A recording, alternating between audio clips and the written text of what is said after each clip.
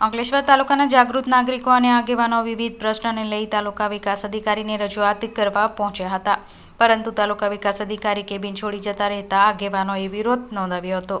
આગેવાનો અને સામાજિક કાર્યકરો અંકલેશ્વર તાલુકા પંચાયત કચેરી ખાતે આવેદનપત્ર પાઠવવા પહોંચ્યા હતા, પરંતુ તાલુકા વિકાસ અધિકારી હિરેન બારોટ તેમની રજૂઆત સાંભળવાના બદલે જતા રહેતા આગેવાનો દ્વારા વિરોધ નોંધાવવામાં આવ્યો હતો. આગેવાનો અને કાર્યકરો તાલુકા વિકાસ અધિકારી કેબિન બહાર જ બેસી ગયા હતા. અંકલેશ્વરમાં બિસ્માર માર્ગ સરફુદ્દીન ગામ ખાતે પૂર અસરગ્રસ્ત લોકોને યોગ્ય વળતર મળે અને તાલુકા હદ વિસ્તારમાં અંદર રોડ, રસ્તા, શૌચાલય, આવાસ યોજના સહિતના મુદ્દે રજૂઆત કરવા પહોંચ્યા હતા.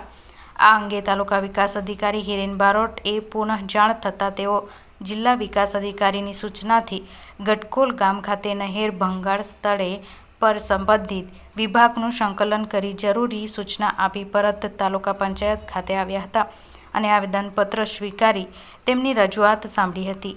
તેના વિવિધ પ્રશ્નોના મુદ્દે નિરાકરણ તેમજ અન્ય નીતિ વિષયક પ્રશ્નો અંગે સંબંધિત વિભાગ સાથે સંકલન કરી નિરાકરણ માટેની હૈયાધારણા આપતા મામલો થાળે પડ્યો હતો. જય હિન્દ, જય ભારત. આજરોજ અંકલેશ્વર તાલુકા વિકાસ અધિકારીને અમારું આવેદનપત્ર એક સામાજિક આંદોલન તરીકે અમે એક આવેદનપત્ર આપવા જઈ રહ્યા હતા અને એમને રજૂઆત કરી હતી કે આજે તમને પડછી લખીને એમને આપી, તે છતાં એમને અમારે ધ્યાન બહાર નીકળીને અત્યારે ગળખોલ કામે નીકળી ગયા.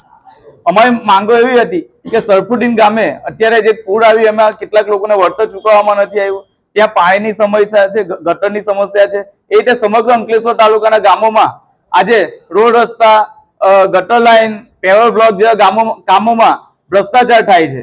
તો એના માટે અમે એમને રજૂઆત કરવા આવેલા, અત્યારે તમે જોઈ શકો છો એમની ઓફિસને તાળું મારીને એ લોકો નીકળી ગયા છે.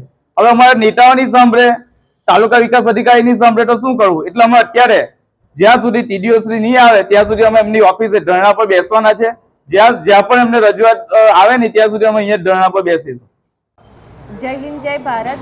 આજે અમે આવેદન આપવા આવ્યા હતા ટીડીઓ ઓફિસમાં.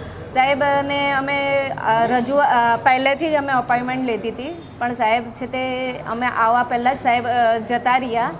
હવે અમે કમ્પ્લેન્ટ કરવી હોય તે ક્યાં કરવી હોય? માણસ, આમ ઇન્સાન શું કરી શકે?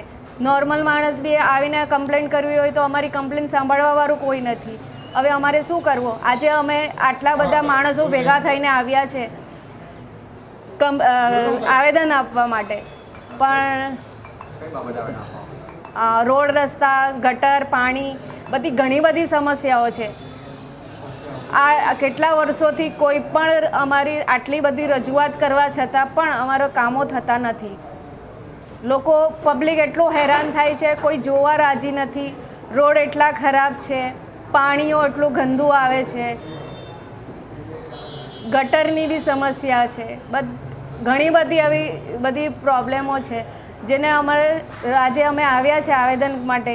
ટીડી ઓફિસમાં સાહેબ નથી એટલે અમે આજે અહીંયા ધરણા પર બેઠ્યા છીએ. હા.